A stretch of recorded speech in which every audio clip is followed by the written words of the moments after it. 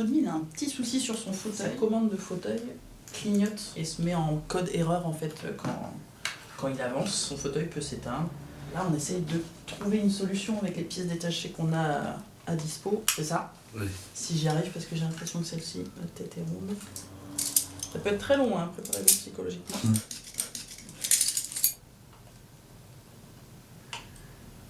Voilà. Vas-y, allume pour voir. Vas-y. Attends, il refait le test. Tout ça, vous faites ça tout le temps? Non, il fait la première fois. Comme on a changé le boîtier. Ça va, ça fait tout le temps un temps. Alors tu me diras, normalement c'est juste pour qu'il se reconnaisse. Tu sais, on l'a branché celui-ci, Ouais. donc il a fait ça. Après on a rebranché l'ancien. Ouais. Du coup, il faut qu'il reconnaisse celui-ci. Ok. Donc là, normalement. Alors, vas-y. Parfait. L'ergothérapie, à l'origine, c'est la thérapie par l'activité et pour l'activité.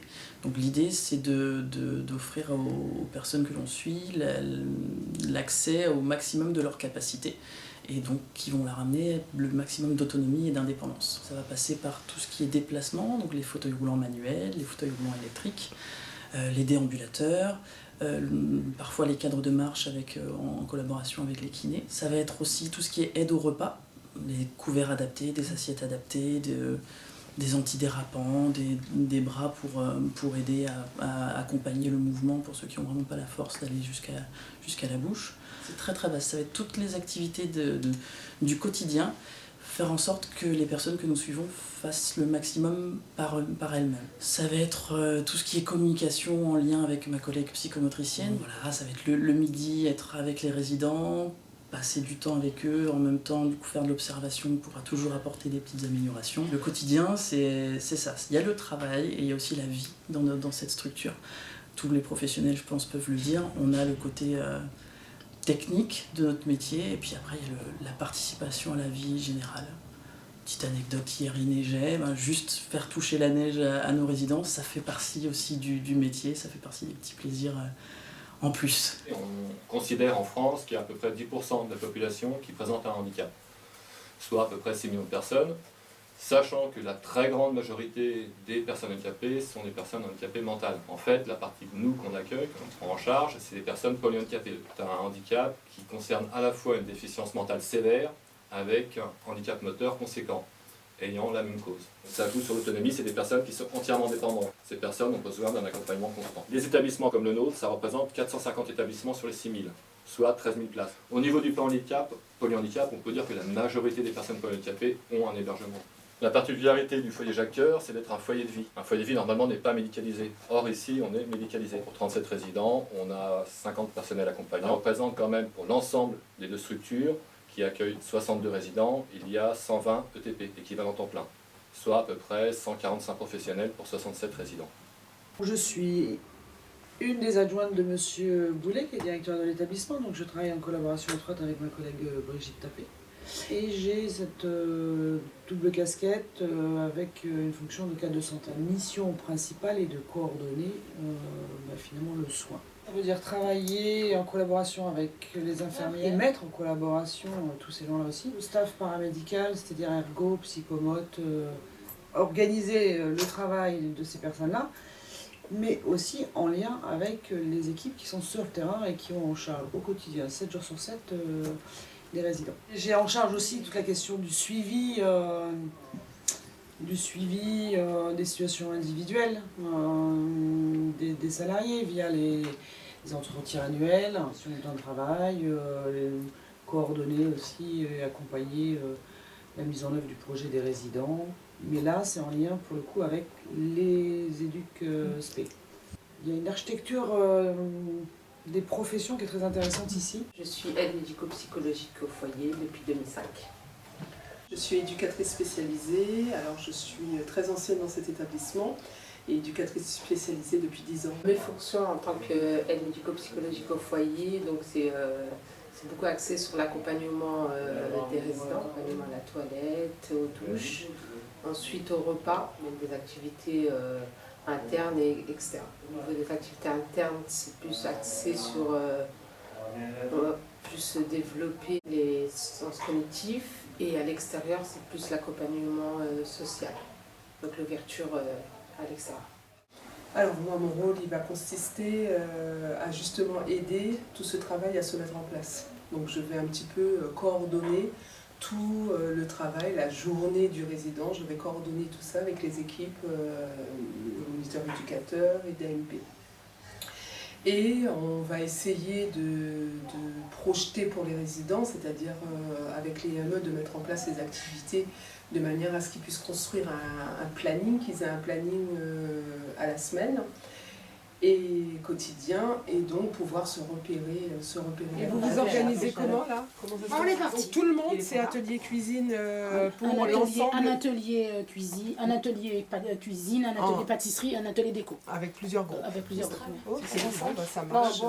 Ça marche pour Ça va être aussi mon rôle de monter les projets, les grands types de projets, toujours avec les équipes, toujours en lien avec les équipes.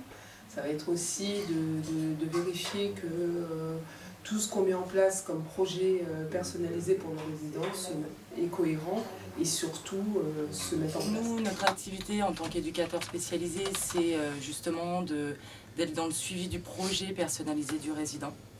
Donc, on l'élabore avec l'équipe, les familles.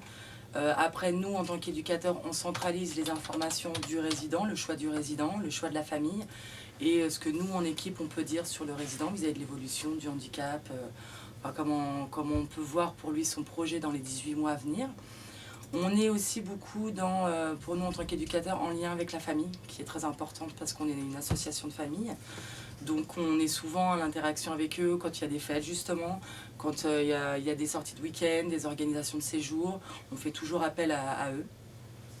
Après nous au niveau de l'équipe, c'est vrai on est là vraiment pour organiser en fait tout ce qui est activité, enfin on coordonne en fait tout ce qui est activité, les projets, les différents projets, les transferts que les salariés peuvent proposer.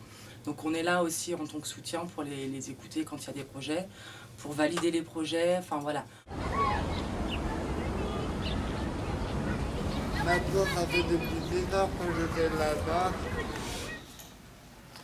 Et ça me fait très plaisir de faire là-bas.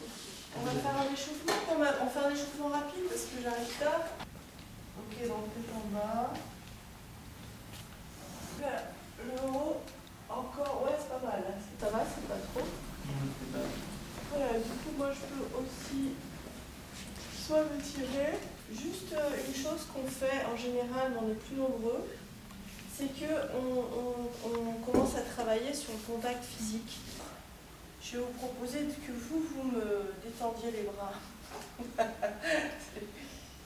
Et puis le poids. Alors là maintenant vous allez prendre en charge le poids de mes bras.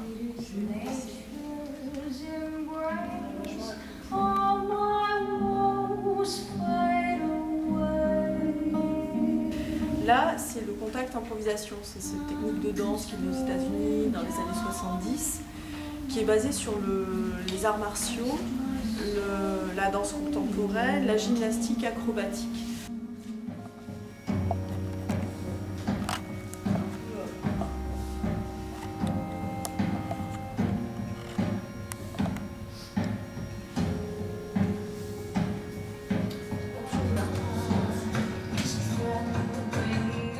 Recherche tout le temps puisqu'on est différents. Les sensations, les intentions de ce qu'on veut, voilà, et la relation. C'est bien que d'attraper. Alors ça c'est pas mal. C'est assez nouveau, non? Là, je sais pas. Donc j'aime bien attraper, ça attrape, même le vêtement, etc.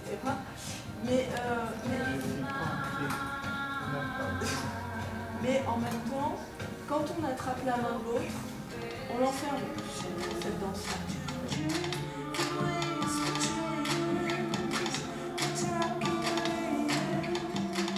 J'ai suivi un peu ce que voulaient les personnes en situation de handicap, c'est-à-dire elles avaient envie d'aller au sol. Bon là on l'a pas fait, mais on travaille aussi beaucoup sur le fauteuil.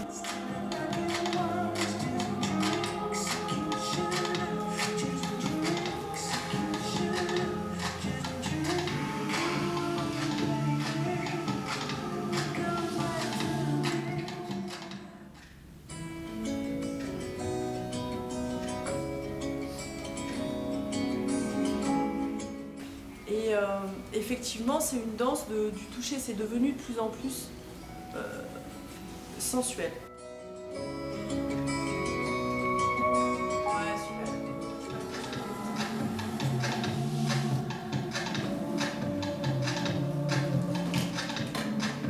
Mais en tout cas, il y a cette histoire de plaisir.